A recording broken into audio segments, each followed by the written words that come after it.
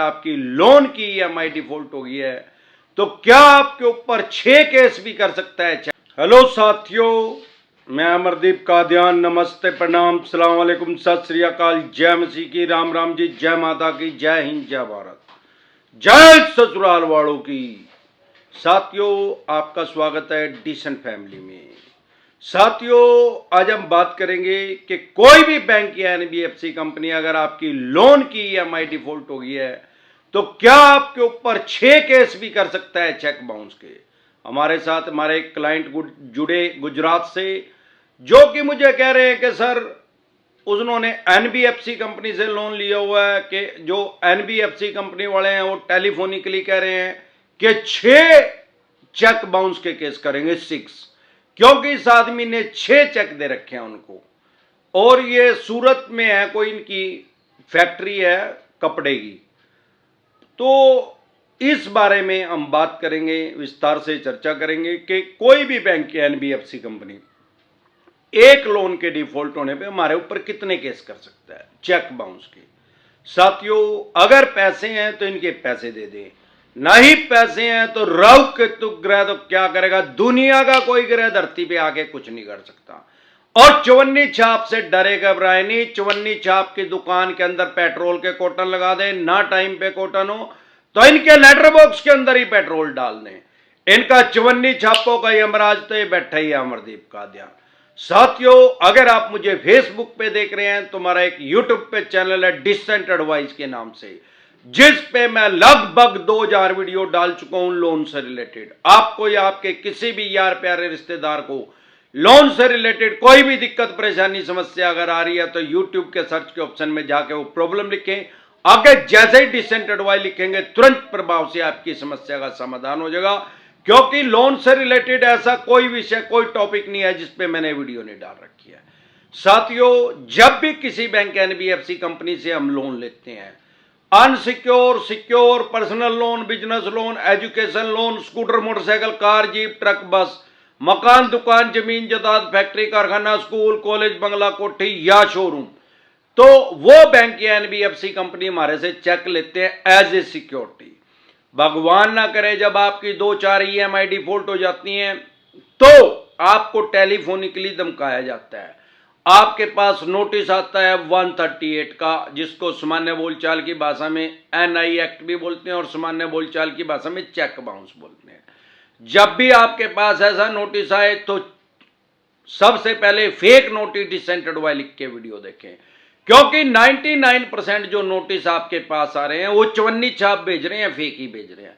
इतनी जल्दी कोई भी बैंक या एनबीएफसी कंपनी 2-3 महीने में किसी भी आदमी के ऊपर चेक बाउंस का केस करता ही नहीं, मैंने आज तक नहीं देखा। हाँ, ज्यादा लंबा टाइम हो या ज्यादा बड़ा अमाउंट हो तो जरूर कर सकता है। अब सवाल ये आता है कि अगर आपने 5 चेक दिए हैं या 6 चेक दिए हैं तो क्या 6 केस हो सकते हैं। उसका जवाब है कि अगर आपका एक लोन डिफॉल्ट हुआ है, डज नॉट मैटर कि वो 5 लाख का है, 50,000 का है या 50 करोड़ का है। एक लोन के डिफॉल्ट होने में यह भी मैटर नहीं करता कि आपने 15 चेक दे रखे हैं या 25 चेक इनको दे रखे हैं, सिर्फ एक और एक केस आपके ऊपर हो सकता है। हाँ, यह जरूर है कि अदर स्टेट में भी आपके ऊपर केस हो सकता है और आपकी स्टेट में, आपकी डिस्ट्रिक्ट में भी हो सकता है। लेकिन ये करते क्या है, जानबूझ के साइकोलॉजिकल प्रेशर में लेने के लिए, मनोवैज्ञानिक दबाव के अंदर लेने के लिए, जब भी चेक बाउंस का केस करते हैं तो अदर स्टेट में चेक बाउंस का केस करते हैं। क्योंकि चेक बाउंस का इसका फुल फॉर्म क्या है, 138 नेगोशिएबल इंस्ट्रूमेंट एक्ट 1881, 1881 में ब्रिटिश काल में धारा बनी। ये कहती क्या है, ये धारा ये कहता है एक्ट कि भाई जब भी चेक बाउंस होएगा, जिस भी ब्रांच में चेक बाउंस होएगा, चेक बाउंस जब भी होएगा, एनबीएफसी कंपनी के अंदर तो चेक बाउंस नहीं हो सकता, क्योंकि एनबीएफसी की फुल फॉर्म क्या है, नॉन बैंकिंग फाइनेंस कंपनी, मतलब वो बैंकिंग कर ही नहीं रही तो उनके पास तो पावर ही नहीं है उसको बाउंस करने की, करवाने की पावर है अगर नहीं पैसे होंगे तो आपके पास।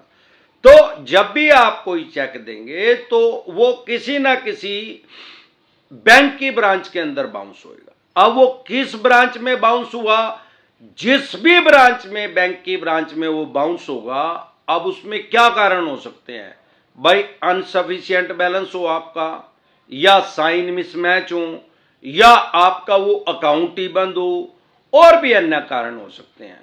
जो भी कारण होगा, जब चेक बाउंस होगा, जो भी उसको चेक को लगाएगा तो वो बैंक उस आदमी को वो कारण बताएगा लिखित में, रीजन उसका, भैया चेक बाउंस किस कारण से हुआ। अब जो नियम है वो ये है कि जिस ब्रांच में चेक बाउंस होगा वो ब्रांच जिस जज के अधिकार क्षेत्र के अंदर होगी वहीं पे ही केस रजिस्टर्ड हो सकता है। ये 138 नेगोशिएबल इंस्ट्रूमेंट एक्ट 1881 बोलता है। 1881 से ऐसे ही चेक बाउंस का केस लोगों के ऊपर होता है। अब ये जानबूझ के करते क्या है भाई, करवाने का तो आपकी डिस्ट्रिक्ट के अंदर भी बैंक है, वहां पे भी ये चेक बाउंस आपका करवा ले, ये जानबूझ के, क्योंकि इनके लिए तो सारा देश एक गांव की तरह है, एक मोहल्ले की तरह है। चेक बाउंस का केस जो ये करते हैं, कोई भी बैंक या एनबीएफसी कंपनी या अदर स्टेट में करते हैं, आपके घर से कम 1000 किलोमीटर दूर जाके करेंगे या उससे भी ज्यादा दूर कर देंगे, ताकि ये आदमी आने जाने में वहां परेशान हो जाए और डर के घबरा के पैसे दे दे। यही ये चाहते हैं, लेकिन पैसे ही नहीं है तो सौदा ही कुछ नहीं है यार, कर लेने दे चेक बाउंस का केस। अब सबसे पहले तो अगर इन्होंने अदर स्टेट में भी कर दिया, कश्मीर से लेके कन्याकुमारी तक, गोवा से लेके गुजरात तक एक ही तो कानून है भाई, ये बेलेबल ऑफेंस है, जमानती अपराध है, सेम डे जमानत हो जाती है, बाय एंड जमानत हो जाती है। फिर इन्होंने चाहे किसी भी स्टेट में आपके ऊपर केस किया हो, करते क्या है, दिल्ली से लोन लिया है मुंबई में केस कर देंगे, मुंबई वाले के ऊपर गुजरात में कर देंगे, गुजरात वाले के ऊपर हरियाणा में कर देंगे, जानबूझ के 1000 किलोमीटर दूर करते हैं। तो अगर इन्होंने आपके ऊपर केस कर दिया, सबसे पहले फेक नोटिस डिसेंटेड हुआ लिख के वीडियो देखें, आपको पता लग जाएगा जो नोटिस आया जेन्युइन है या फेक है। अगर वो जेन्युइन भी लग रहा है आपको, तो सारे देश की कोर्ट जो है ऑनलाइन हो चुकी है, और ये चवन्नी छापों का यमराज बैठा ही है, यूट्यूब पे जलजला आ चुका है इन चवन्नी छापों को नंगा करने के लिए। कोई भी आदमी गैर कानूनी तरीके से आपसे रिकवरी नहीं कर सकता। आपको करना क्या है, सारे देश की कोर्ट ऑनलाइन हो चुकी है, ई कोर्ट लोड कर लें अपने फोन में, ई कोर्ट नाम से ऐप है, उसमें चवन्नी छाप फेक एंट्री नहीं कर सकते, वो गवर्नमेंट का ऐप है, उसको लोड करके उसमें आप चेक कर लें कि आपके ऊपर केस हुआ भी है कि नहीं हुआ है। क्योंकि अगर हुआ ही नहीं है तो फिर क्या फर्क पड़ना है, भेजते रहने दे नोटिस। लेकिन अगर आप उसको चलाना नहीं आता आपको ई कोर्ट, तो 500 वीडियो डली हुई है यूट्यूब पे, आपको 1 मिनट में कोई भी वीडियो देखो आपको चलाना आ जाएगा भी कैसे चलता है। जब वो चलाना आ जाएगा, अगर उसके अंदर असल में केस हुआ है तो उसको कभी भी हल्के में ना ले, कभी भी लाइटली ना ले 138 के केस को। नहीं तो क्या होगा, अगर आप वहां जा ही नहीं रहे, बेल करवा ही नहीं रहे, जमानत करवा ही नहीं रहे, तो आपका बेलेबल वारंट इशू हो जाएगा उस कोर्ट से। नहीं करवा रहे हैं तो नॉन बेलेबल वारंट इशू हो जाएगा, फिर भी नहीं करवा रहे हैं तो आपको पीओ घोषित कर दिया जाएगा, भगोड़ा घोषित कर दिया जाएगा। आपको 14 दिन के लिए न्यायिक हिरासत में जाना पड़ सकता है, कम से कम 14 दिन के लिए जेल में जाना पड़ सकता है। अब लोन की ईएमआई डिफॉल्ट होना क्राइम में कंसिडर नहीं होता, लेकिन ये कोर्ट की अवमानना में आ जाएगा। भाई आप कोर्ट की बात को ही नहीं मान रहे हैं, वहां पे अपना पक्ष ही नहीं रख रहे हैं, तो कोर्ट की अवमानना जो है वो क्राइम में कंसीडर हो जाएगी, इसलिए जेल का प्रावधान है। चेक बाउंस में डायरेक्ट कोई जेल का प्रावधान नहीं है, तुरंत प्रभाव से इसमें बेल मिल जाती है, आप जमानत ले ले। बहुत से आदमी हमें कहते हैं कि सर जमानत में पैसे कितने लगेंगे, बेल में पैसे कितने लगेंगे। अरे भाई इसका जवाब ये है, अगर आपको लंच करना है किसी खोखे में, गुमटी में, सड़क किनारे, तो आपको 50 रुपए में खाना खिला देगा। किसी और बड़े होटल में जाओगे 500 लगेंगे, किसी 5 स्टार होटल में जाओगे तो 5000 रुपये लगेंगे। अरे खिलाएगा तो वो भी खाना ही 5000 वाला भी और 500 वाले भी और 50 रुपये वाले ही। ऐसे ही किसी भी स्टेट में, किसी भी डिस्ट्रिक्ट में आपके ऊपर केस हुआ है, आपको वहां जमानत 2000 रुपये में भी हो जाएगी, और ऐसे एडवोकेट भी मिल जाएंगे जो 2 लाख रुपए जमानत के मांगेंगे। अब ये क्योंकि बेलेबल ऑफेंस है, जमानती अपराध है, इसमें छोटे बड़े वकील का चक्कर ही नहीं है, इसमें तो जमानत होनी है यार, तुरंत प्रभाव से जमानत होनी है। तो जो छोटा वकील आप उसको कर ले और अपनी जमानत करवा ले। फिर ये 5 बार आएंगे आपके बार, 50 बार तो बोलेंगे, 5 बार लिखित में भी आएंगे कि भाई साहब आप कॉम्प्रोमाइज कर लो, समझौता कर लो। क्योंकि ये जो केस इन्होंने अगर रजिस्टर्ड कर भी दिया, आपने बेल ले भी ली, ये कंपाउंडिंग है, समझौता योग्य है, कॉम्प्रोमाइज के लायक केस है। ये कॉम्प्रोमाइज हो सकता है, कोर्ट के अंदर भी कॉम्प्रोमाइज हो सकता है और फिर वो केस खत्म हो जाएगा। उसको बोलते हैं कानून की भाषा में क्वेशिंग, यानी उसको दाखिल दफ्तर कर दिया जाएगा और मामला खत्म। तो डरे घबराए नहीं, अपने राइट्स और अधिकार जाने। जब तक आपको अपने राइट्स और अधिकार नहीं पता है तब तक आपको डर लगना स्वाभाविक है, यह ह्यूमन नेचर है भाई। जब हमें किसी चीज के बारे में पता ही नहीं, डार्कनेस है, अंधेरा है, तब तक तो डर लगना स्वाभाविक है। लेकिन अगर अमरदीप कादियान के साथ जुड़े हैं तो सारी बैंकिंग के बारे में, सारे लॉ के बारे में, लोन से रिलेटेड कोई कानून ऐसा नहीं रहेगा जो आपको समझ में नहीं आएगा, आपके माइंड में, आपके खोपड़े में सेव हो जाएगा। कोई भी चवन्नी छाप आपको डरा धमका नहीं सकेगा। सिर्फ दो तरह के नोटिस को कभी भी अवॉइड ना करें। हर बार बताता हूं, बार बार बताता हूं, 1000 बार बताता हूं।